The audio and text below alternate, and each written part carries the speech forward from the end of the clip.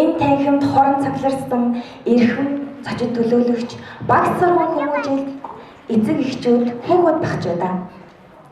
Монгол Улсын консерваторийн бүжиг циркийн мэргэжлийн сургуулийн ардын бүжгийн 1-р курсын оюутнуудын өв уламжлалын хичээлийн нээлттэй тайлан тоглолт эхлэхэд бэлэн боллоо.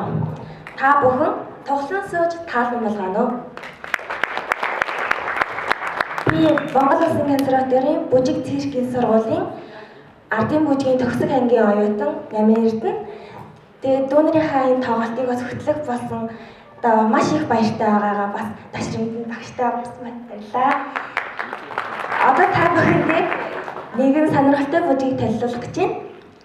Энэ бүжгийн нэр нь Говийн 6. Яагаад ийм нэр өгсөн бол гэж та бүхэн бодож иж магадгүй. Учир нь энэ бүжигт говийн дархан цаад 6 амьтны талаар өгүүлэх юм байлээ. За тэгээд Монгол Улсын соёлын тэргүүний ажилтан, мөнх жаргалын найруулга, Монгол Улсын соёлын тэргүүний ажилтан, боловсролын тэргүүний ажилтан, хос хоёрын дэглэлт Говийн 6. Оюутан Төгөлдөр Ууганбаяр Ган толго.